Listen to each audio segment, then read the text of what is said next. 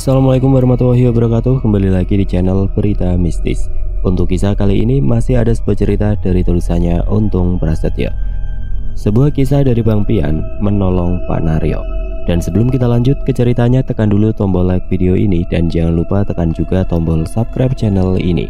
Nyalakan juga lonceng notifikasinya agar tidak ketinggalan cerita-cerita lainnya dari channel ini.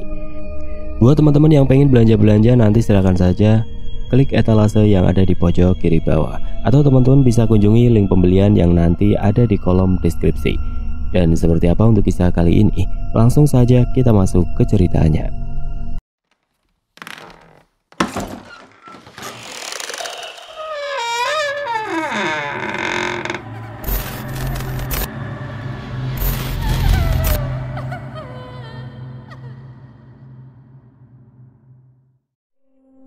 Malam itu Bang Pian dan juga Intan serta anak lelakinya yang berada di rumah Bapak Ali dikejutkan dengan kedatangan Bang Haji Belil dan juga Bang Pendi. Keduanya memang sudah sejak kemarin mencari Bang Pian untuk meminta tolong mengobati mertua Bang Pendi yang bernama Pak Naryo. Pak Naryo yang masih bekerja sebagai driver online dengan mobil pribadinya itu sudah 2 hari mengalami demam tinggi. Selain itu, Pak Naryo terus saja mengalami mimpi buruk yang membuatnya terus berteriak ketakutan ketika dia tertidur. "Assalamualaikum," ucap Haji Belil sambil mengangkat tangan kanannya.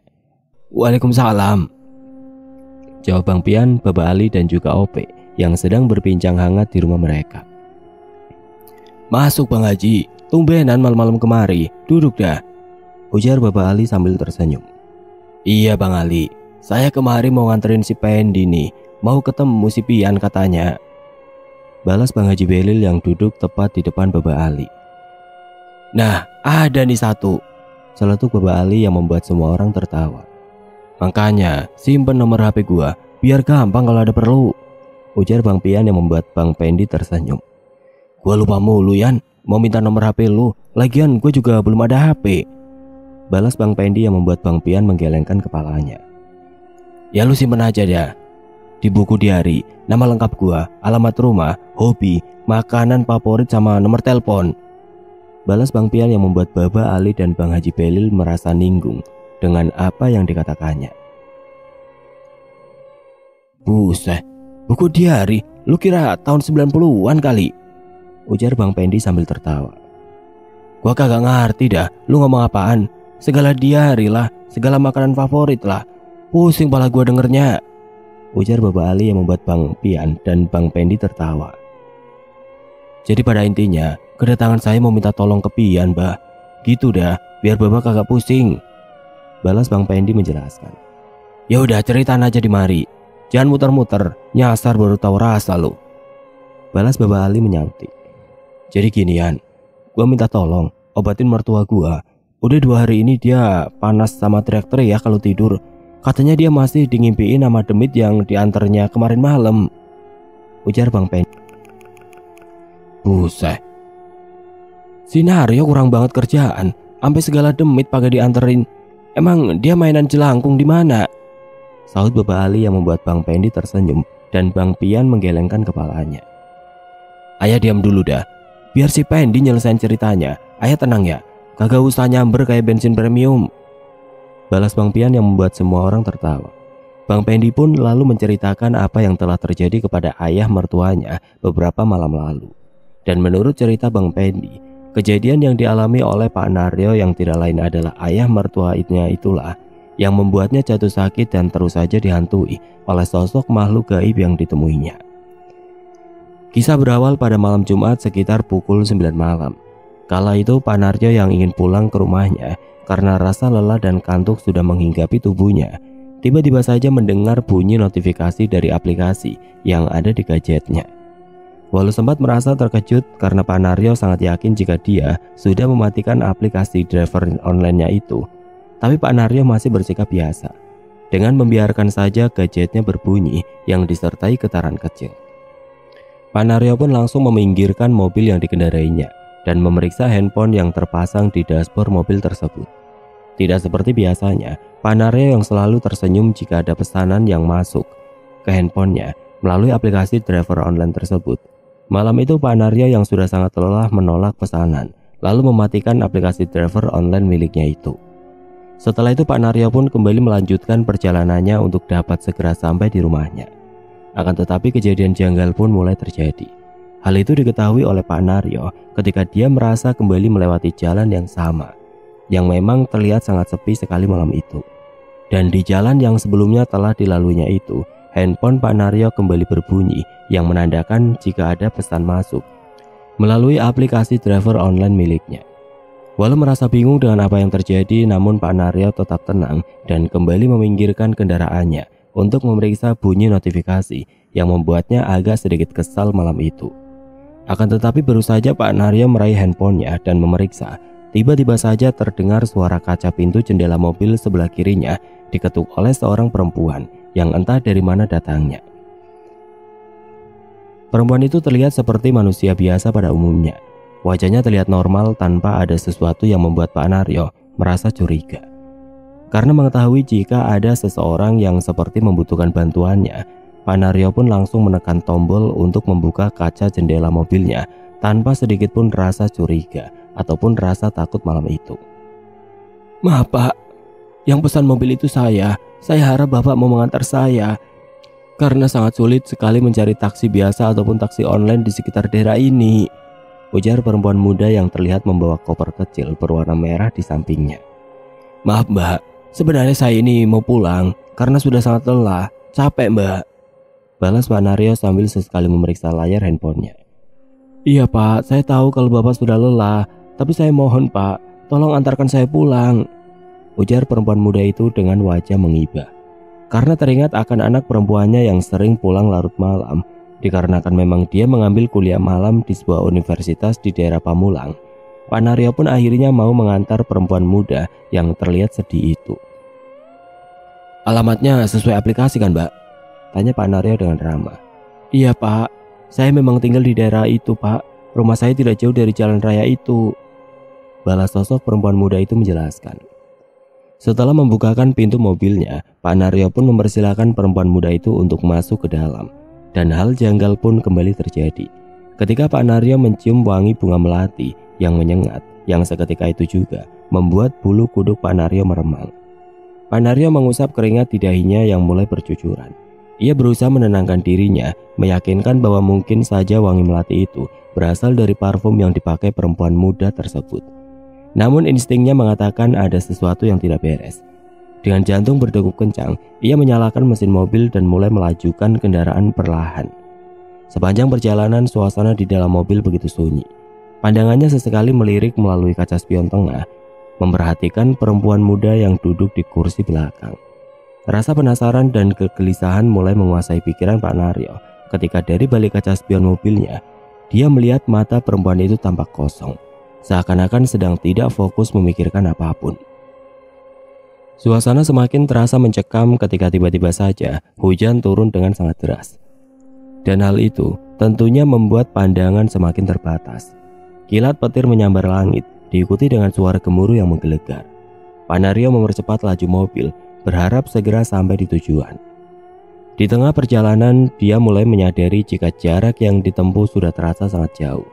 Jalan yang biasanya sudah sangat dikenalnya, kini tampak asing, dengan banyaknya pohon-pohon besar di pinggir jalan.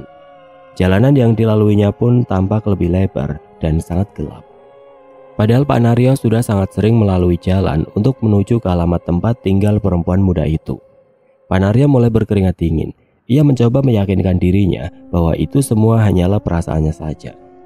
Karena setiap kali ia mengalihkan pandangan ke arah kaca spion tengah yang berada di dalam mobilnya, perempuan muda itu terlihat masih duduk dengan tenang, namun semakin terlihat menyeramkan.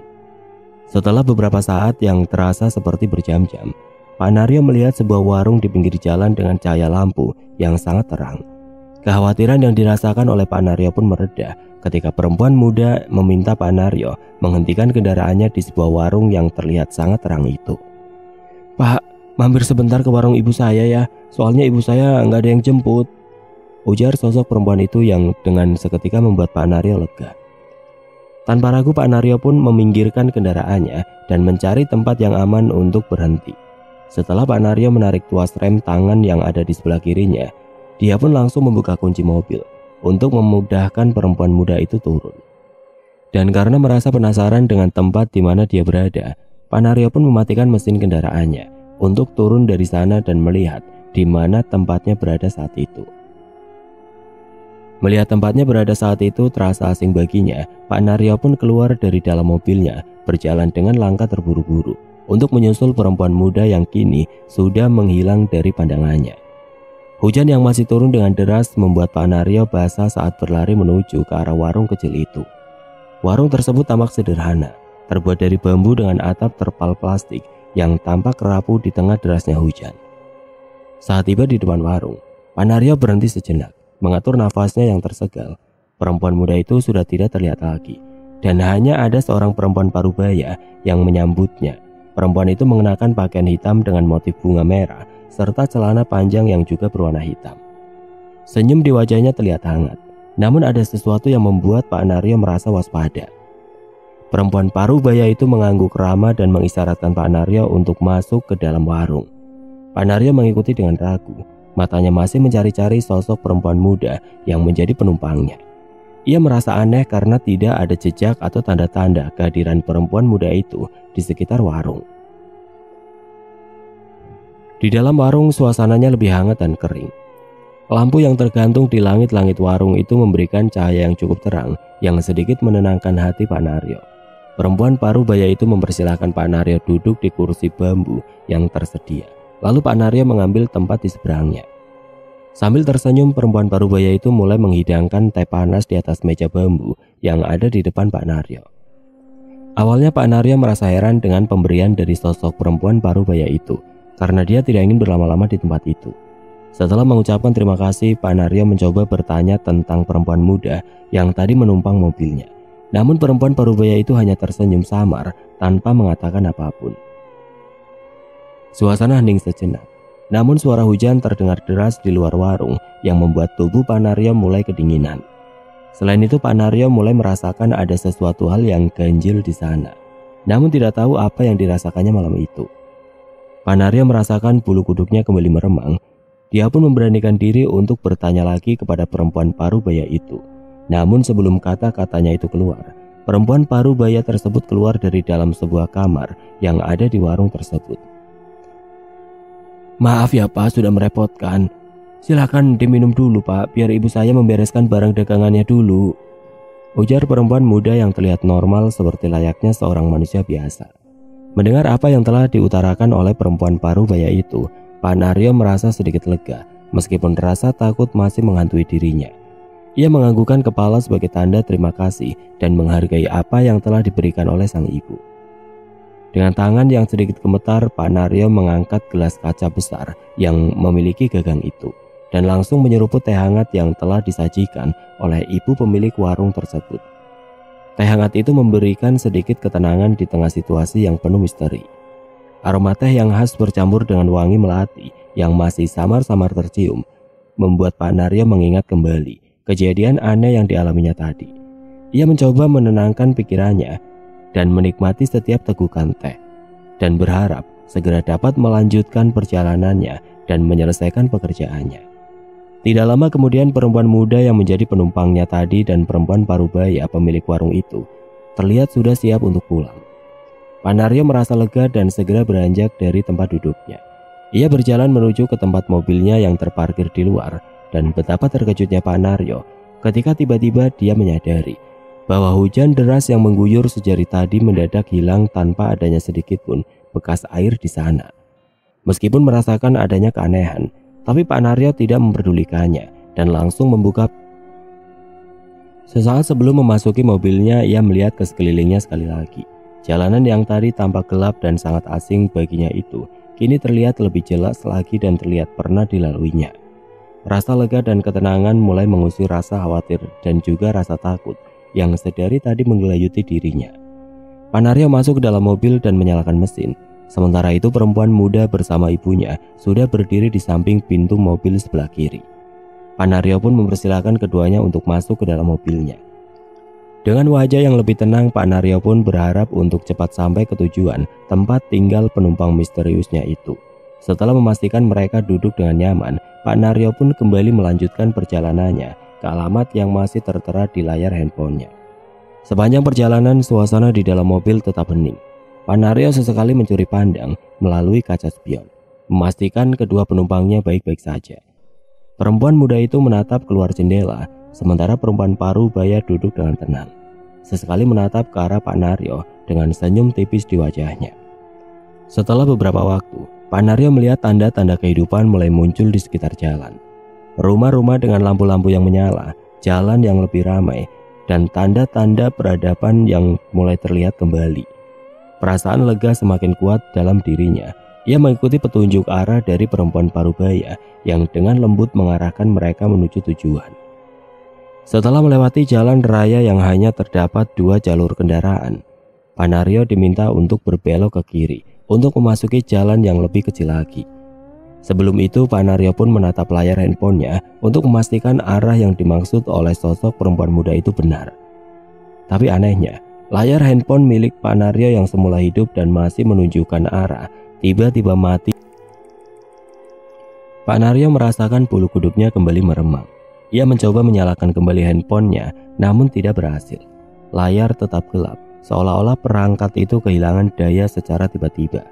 Perasaan was-was menyelimutinya lagi, tapi ia berusaha tetap tenang dan tidak panik. Dengan ragu, Pak Naryo menoleh ke perempuan Parubaya di sebelahnya. Perempuan itu tersenyum lembut dan mengangguk, seakan memberi isyarat bahwa mereka berada di jalan yang benar. Meskipun masih ada keraguan, Pak Naryo memutuskan untuk mengikuti petunjuk mereka. Pak Naryo kembali mengarahkan mobilnya ke jalan kecil yang semakin sepi dan gelap. Rumput-rumput ilalang yang tumbuh tinggi di sepanjang jalan sempit itu menambah suasana mistis yang membuat degup jantung Pak Naryo kembali kencang. Cukup lama Pak Naryo mengendarai mobilnya di jalanan yang sempit dan berliku itu, dan semakin lama keringat pun mulai membasahi tubuh Pak Naryo yang dibuat heran dengan kejadian janggal tersebut. Cukup lama Pak Naryo mengendarai mobilnya di jalanan yang sempit dan berliku itu. Setiap belokan terasa seperti menjauhkan dirinya dari peradaban yang dikenalnya. Hanya lampu mobilnya yang menerangi jalan, menciptakan bayangan-bayangan aneh dari ilalang yang bergoyang tertiup angin malam. Keanehan dan ketakutan bercampur dalam pikirannya, yang merasa sudah sangat lama berjalan mengantar penumpangnya malam itu. Pak Naryo yang merasakan kegelisahannya semakin meningkat. Sesekali ia melirik ke arah kaca spion untuk memastikan kedua penumpangnya masih ada di sana. Perempuan muda itu tetap menatap keluar jendela dengan ekspresi wajah yang cukup tenang. Sementara perempuan Parubaya duduk dengan tenang di sebelahnya, seakan mengetahui bahwa semuanya akan baik-baik saja. Tiba-tiba di tengah keheningan yang mencekam, Pak Naryo melihat sebuah cahaya redup di kejauhan. Cahaya itu tampak seperti lampu dari sebuah rumah atau bangunan kecil. Perasaan lega mulai muncul di hatinya, berharap itu adalah. Saat mobil yang dikendarai oleh Pak Naryo mendekat ke arah cahaya yang semakin terang dan jelas itu, ia mulai melihat banyak orang berkerumun di sana. Awalnya Pak Naryo merasa lega ketika menyadari bahwa yang ada di depannya adalah sebuah pasar malam yang memang biasa digelar di jalan perkampungan sebuah daerah. Suasana pasar malam dengan tenda-tenda penjual dan lampu-lampu warna-warni tampak meriah. Namun semakin dekat ia memandang, semakin jelas terlihat ada yang aneh. Pak Naryo mulai menyadari bahwa satu persatu orang di sana berwajah pucat dengan tatapan mata yang kosong. Suasana yang awalnya terasa akrab dan nyaman seketika kembali berubah menjadi mencekam dan menakutkan. Orang-orang itu bergerak dengan gerakan lamban dan kaku, seolah-olah mereka adalah boneka yang digerakkan oleh tali. Perasaan was-was kembali menyelimuti Pak Naryo. Dia melirik kedua penumpangnya melalui kaca spion, tetapi perempuan Parubaya dan perempuan muda itu masih terlihat tenang. Seolah-olah pemandangan aneh ini adalah hal yang biasa bagi mereka.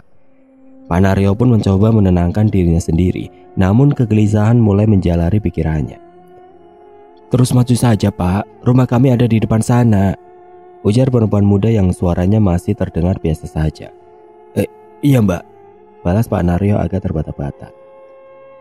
Setelah melewati pasar yang seluruh orang-orang di sana berwajah pucat dengan tatapan kosong itu, Pak Naryo kembali melihat cahaya lampu di gelapnya malam. Walau terlihat agak redup, tapi cahaya itu memberikan sedikit harapan dan rasa lega dalam hati Pak Naryo. Ia terus melaju menuju sumber cahaya tersebut berharap itu adalah rumah dari kedua penumpangnya itu. Semakin dia mendekati cahaya, semakin jelas terlihat bahwa itu adalah sebuah rumah besar yang tampak terawat baik. Rumah itu dikelilingi oleh pagar kayu putih dengan taman kecil di depannya. Dihiasi oleh beberapa lampu taman yang memberikan kesan hangat dan ramah. Pak Naryo merasakan perasaan nyaman yang perlahan mulai menggantikan kegelisahan yang... Pak Naryo menghentikan laju mobilnya tepat di depan rumah tersebut dan mematikan mesin. Dia menoleh ke arah penumpangnya yang terlihat tersenyum sambil menganggukkan kepalanya. Mereka pun keluar dari mobil bersama-sama dan penumpang muda itu memberikan sejumlah uang pecahan 50 ribuan yang jumlahnya lebih banyak dari jumlah yang harus dibayarkan. "Terima kasih Pak, Bapak mau mengantarkan kami pulang. Kami sekarang sudah sampai di mana kami seharusnya berada," ujar perempuan muda yang wajahnya masih terlihat seperti manusia normal pada umumnya. Pak Naryo pun menganggukkan kepalanya sambil membalas ucapan terima kasih itu. Dan Pak Naryo pun mengatakan jika uang yang diterimanya itu terlalu banyak dan ingin mengembalikannya. "Simpan saja Pak, anggap itu sebagai tanda ucapan terima kasih kami," ujar perempuan parubaya yang berdiri di sebelah sosok perempuan muda. Setelah memastikan kedua penumpangnya itu sudah masuk ke dalam rumah besar itu, Pak Naryo pun mulai menghidupkan kembali mesin mobilnya. Akan tetapi, kejadian yang sebenarnya tidak dapat dilupakan oleh Pak Naryo. Hingga saat ini barulah dimulai. Mesin mobil yang biasanya sangat mudah dihidupkan itu tiba-tiba saja mengalami kendala dan tidak juga kunjung menyala. Pak Naryo yang masih berada di dalam mobilnya mulai merasa resah dan juga mulai merasa ketakutan. Apalagi ketika dia menoleh ke arah sebelah kanan di mana rumah besar itu berada. Pak Naryo melihat sosok perempuan berambut panjang dengan wajah pucat berdiri di balik jendela rumah itu. Kepanikan pun mulai dirasakan oleh Pak Naryo. Dia pun kembali mencoba menyalakan mesin mobilnya sambil terus berdoa dalam hatinya. Pak Naryo merasakan jantungnya berdebar semakin kencang. Tangannya gemetar saat mencoba memutar kunci kontak. Mesin mobil yang sebelumnya baik-baik saja kini seolah enggan menyala, membuat kecemasannya semakin menjadi-jadi. Dia terus memutar kunci dan menekan pedal gas, berharap mobilnya bisa segera bergerak dan meninggalkan tempat yang mencekam itu. Pak Naryo menoleh ke arah rumah besar yang ada di sebelah kanannya. Bayangan sosok perempuan yang tadi berdiri di jendela kembali terlintas di pikirannya. Semakin menambah rasa takut, keringat dingin mengucur di dahinya dan tangannya semakin gemetar saat mencoba sekali lagi menyalakan mesin mobilnya. Suara mesin yang berulang kali berusaha menyala tanpa hasil membuat suasana semakin mencekam di luar mobil. Angin malam bertiup kencang, membawa suara-suara aneh dari pepohonan di sekitar. Ranting-ranting yang bergesekan menciptakan irama menakutkan, seolah-olah ada yang mengawasi setiap gerakan Pak Naryo. Tiba-tiba suara gedebu keras terdengar dari belakang mobil. Pak Naryo tersentak, melihat ke arah kaca spion namun hanya kegelapan yang terlihat. Dengan rasa panik yang semakin meluap, ia mencoba sekali lagi menyalakan mesin mobil. Kali ini suara mesin terdengar lebih hidup, meskipun masih belum sepenuhnya menyala. Di tengah usahanya yang putus asa, Pak Naryo merasa ada yang aneh. Hawa dingin yang sangat menusuk tiba-tiba memenuhi kabin mobil, membuat bulu kuduknya merinding. Semerbak aroma bunga melati kembali tercium, serta bayangan-bayangan aneh mulai tampak di kaca jendela mobil. Seperti ada yang bergerak di luar sana. Rasa takut semakin menyesakkan dadanya hingga membuat Pak Naryo sulit bernapas. Beruntungnya mesin mobil milik Pak Naryo akhirnya menyala dengan gemuruh keras. Pak Naryo segera menginjak pedal gasnya dan mobil pun melaju meninggalkan halaman rumah besar tempat kedua penumpangnya turun. Namun perasaan mencekam tidak juga hilang. Seolah-olah ada sesuatu yang mengikuti dari belakang. Dalam kepanikan, Pak Naryo terus melaju tanpa melihat ke belakang, berharap bisa segera keluar. Jalanan yang dilaluinya semakin gelap dan sepi. Suara burung hantu terdengar sayup-sayup, mengiringi perjalanan yang penuh dengan ketakutan itu.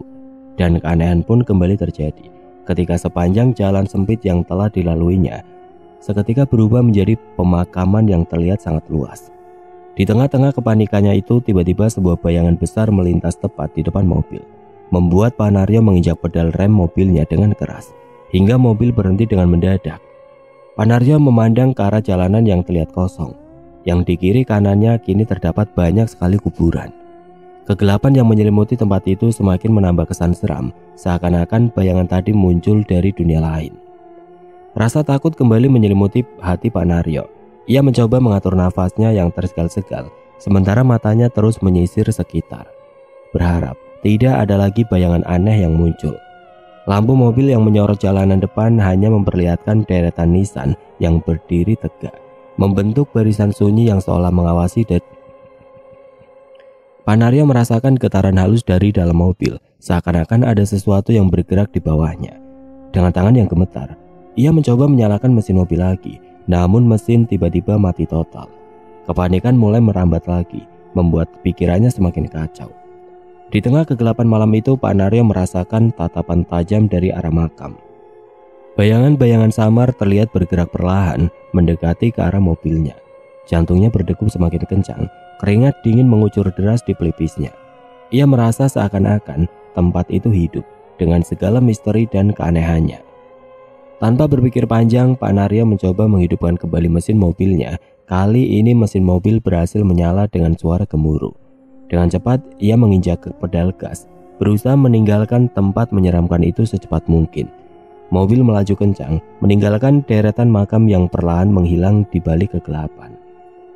Sesampainya di tempat yang lebih terang, Pak Naryo kembali dikejutkan dengan dua orang yang berusaha menghentikannya. Awalnya Pak Naryo ingin langsung tancap gas, tapi karena dia yakin dengan dua orang yang melambaikan tangan di kejauhan itu, akhirnya Pak Naryo pun memperlambat laju kendaraannya dan berhenti tepat di sebuah musola kecil yang di sebelahnya terdapat banyak bangunan kecil yang sepertinya adalah warung atau kios untuk berjualan. Merasa mengenali tempatnya berada, Pak Naryo pun kemudian membuka kaca jendelanya sambil menghela nafas. "Bapak dari mana? Tadi kita teriakin bapaknya nyelonong aja. Habis nganterin siapa di dalam tadi?" tanya seorang pemuda yang sepertinya adalah orang yang berjaga di tempat itu. "Buset, muka bapak pucat banget. Turun aja dulu pak, biar kita buatin minum," ujar seorang pemuda lainnya. "Terima kasih bang, maaf saya masih takut," balas Pak Naryo dengan tubuhnya yang gemeteran. "Bapak habis nganterin penumpang ke blok berapa pak?" tanya pemuda yang tadi menawarkan minuman untuk Pak Naryo itu. "Saya ndak tahu mas, soalnya di sana itu kuburan semua," jawab Pak Naryo sambil mengusap wajahnya. "Mending bapak turun dulu dah, insya Allah di sini aman pak. Ntar saya ceritain dah tempat bapak tadi ngantar penumpang," balas salah satu seorang pemuda. Setelah memarkirkan kendaraannya, Pak Naryo pun turun dari dalamnya, dan betapa terkejutnya Pak Naryo ketika dia tahu jika saat itu dia sedang berada di sebuah pemakaman besar yang bernama Pondok Rangon. "Bapak habis nganterin ibu-ibu sama anak perempuannya ya?" ujar seorang pemuda yang bernama Iwan sambil memberikan air putih yang baru saja diambilnya. "Iya mas, benar. Kok mas ini tahu ya?" tanya Pak Naryo penasaran. "Udah sering pak, malahan sampai ada yang pingsan di dalam." Setelah berbincang dengan Iwan dan Pak Mamat, Pak Naryo yang sudah terlihat pulih dan kembali mendapatkan keberaniannya pun berpamitan untuk pulang. Walau Iwan dan Mamat meminta Pak Naryo untuk beristirahat lebih lama lagi sambil menunggu azan subuh berkumandang, tapi Pak Naryo tetap memilih untuk melanjutkan perjalanan. "Jadi begitu Dayan ceritanya," ujar Bang Pendi yang dari tadi mengisahkan apa yang dialami oleh ayah mertuanya.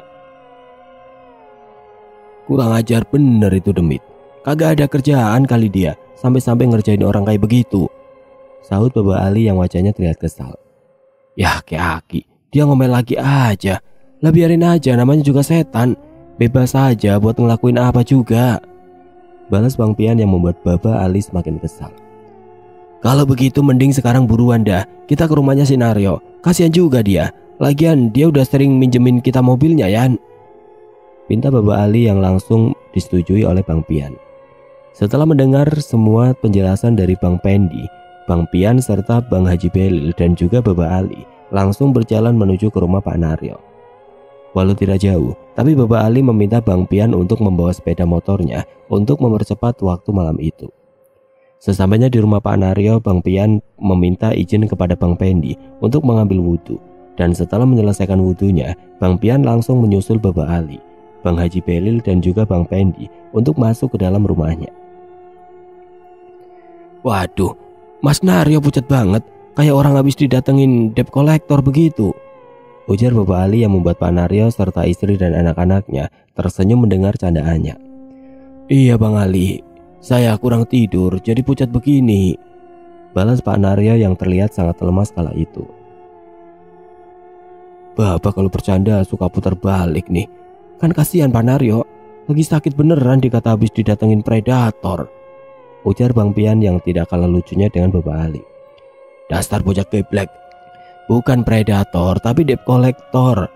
Emang sama-sama tinggi gede badannya, cuma namanya beda, balas Bapak Ali yang membuat suasana rumah Pak Naryo terlihat lebih ceria malam itu.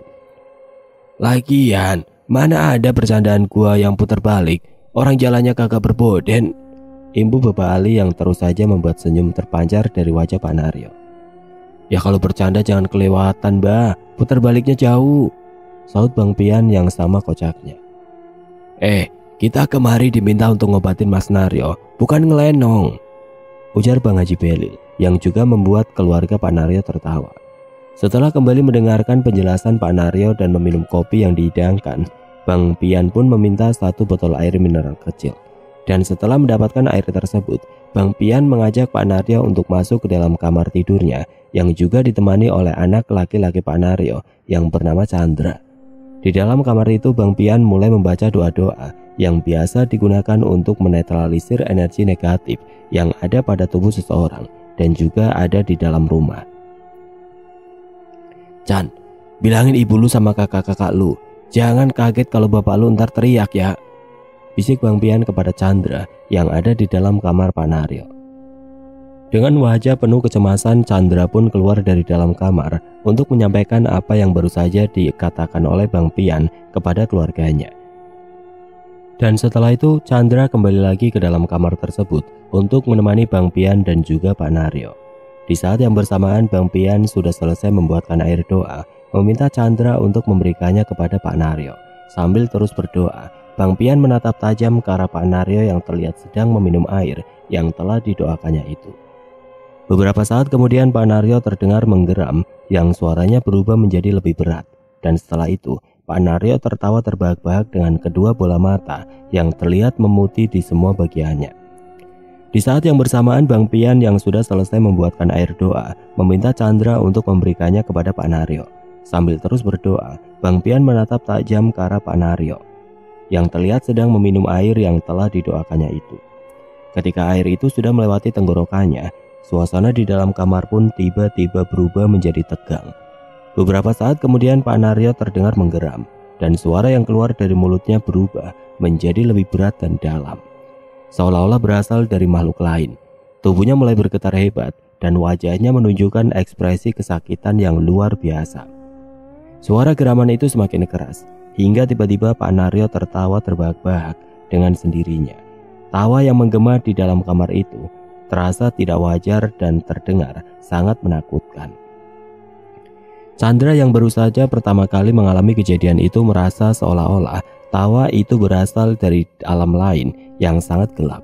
Kedua bola mata Pak Naryo yang sebelumnya normal kini terlihat memutih di semua bagiannya, tanpa sedikit pun terlihat pupil mata hitamnya. Chandra terkejut dan mundur beberapa langkah memegang erat tubuh Bang Pian yang dengan tatapan tajam dan tegas terus melantunkan doa-doa dengan suara yang terdengar lebih keras. Ia tahu bahwa ada kekuatan jahat yang sedang menguasai Pak Naryo dan ia harus segera mengusirnya sebelum situasi semakin memburuk. Pak Naryo tiba-tiba bergerak dengan kekuatan yang luar biasa. Tangannya meraih dan mencengkram kursi di sebelahnya hingga patah. Tubuhnya bergetar hebat dan dari mulutnya keluar kata-kata yang tidak dapat dimengerti. Seakan-akan ia berbicara dalam bahasa yang sudah lama dilupakan. Bang Pian tidak mundur sedikit pun. Ia semakin fokus dalam doanya, mengerahkan seluruh kekuatannya untuk melawan makhluk jahat yang ada di dalam tubuh Pak Naryo. Suasana ruangan pun semakin mencekam, udara terasa semakin dingin dan terasa sesak. Akan tetapi perlahan-lahan, suara tawa Pak Naryo mulai mereda. Suara geraman berubah menjadi erangan pelan dan tubuhnya yang tadi tegang dan kaku kini mulai melemas. Mata yang memutih perlahan kembali normal dan wajah yang semula dipenuhi kengerian mulai berubah menjadi ketenangan. "Kembalikan barang saya, kembalikan!" ujar Pak Naryo yang kini terlihat duduk di tempat tidurnya dengan kepala menunduk ke arah bawah. "Apaan? Kalau ngomong yang jelas, barang apaan emangnya? Balas Bang Pian yang membuat Chandra terkejut dan merasa sangat heran dengan apa yang sedang dilakukan Bang Pian. Orang ini telah membawa barang milikku. Aku mau dia mengembalikannya ke tempatku berada, ujar Pak Naryo yang suaranya terdengar begitu lembut bagai seorang perempuan. Emangnya kagak bisa apa? Lu bawa pulang sendiri itu barang, pakai nyuruh balikan ke sono lagi. Kan jauh rumah lu. Balas Bang Pian dengan sangat tegas, namun terdengar lucu di telinga Chandra. Udah bang, biar kita balikin aja. Yang penting bapak saya sembuh, bisik Chandra kepada Bang Pian yang berdiri tepat di depannya. Lah jauh ke Pondok Rangon, Chan, balas Bang Pian menjelaskan. Oke dah, kapan-kapan gue balikin barang lu. Ntar gue tanya dulu, ini sama si bapak ini. Sekarang mending lu pergi dah, daripada gue jadiin asap tabunan, ibu Bang Pian dengan tegas. Setelah mengatakan hal itu, Bang Pian pun kembali membacakan doa untuk mengusir makhluk gaib tersebut. Tapi karena sosok makhluk gaib tersebut bersikeras tidak ingin pergi, akhirnya Bang Pian memanggil sosok Wiratungga dan Kemamang Abang untuk mengusir sosok makhluk gaib yang ada di dalam tubuh Pak Naryo. Beresin dah itu perempuan, lu bawa kemana kek? Gerutu Bang Pian kepada Wiratungga. Tidak membutuhkan waktu lama, akhirnya Wiratungga pun berhasil membawa keluar sosok makhluk gaib yang ada di dalam tubuh Pak Naryo. Sementara itu Kemamang Abang diminta mengawasi keadaan sekitar rumah guna memastikan tidak ada lagi sosok makhluk gaib yang mencoba mengganggu Pak Naryo. Setelah kondisi Pak Naryo membaik, Bang Pian pun langsung menanyakan tentang barang yang telah diberikan sosok makhluk gaib tersebut kepada Pak Naryo. Dan setelah mengingat kembali, Pak Naryo baru sadar jika penumpangnya yang tidak lain adalah sosok makhluk gaib itu telah memberikan sejumlah uang kepadanya, dan uang itu masih tersimpan di dalam dashboard mobilnya. Chandra yang diminta oleh Pak Naryo mengambil uang pemberian makhluk tersebut sempat dibuat bingung mencari uang yang menurut ayahnya disimpan di dalam dashboard miliknya. Karena tidak mendapatkan uang yang dimaksud, Chandra pun membawa masuk 5 lembar daun kering yang ditemukannya di dalam mobil milik Pak Naryo itu. Yang benar itu, emangnya itu barangnya dia? Lagian mana ada Demit punya duit? Ujar Bang Pian yang langsung mengambil kelima daun kering yang telah ditemukan oleh Chandra. Biarin besok si Pendi aja pak yang balikin daun ini ke kuburan itu, ibu Bang Pian yang langsung memberikan daun kering itu kepada Bang Pendi. Walau merasa bingung dengan apa yang telah dialaminya, tapi akhirnya Pak Naryo meminta Bang Pendi mengembalikan daun kering itu dengan menemui 2 pemuda yang malam itu ditemuinya di tempat parkir kendaraan yang terdapat musola dan juga warung-warung kecil di sana. Keesokan harinya Bang Pendi langsung menuju tempat pemakaman umum Pondok Rangon untuk mengembalikan daun kering tersebut dengan diantar Iwan dan juga Maman. Akhirnya Bang Pendi meletakkan 5 lembar daun kering itu di sebelah makam yang bertuliskan nama seorang perempuan.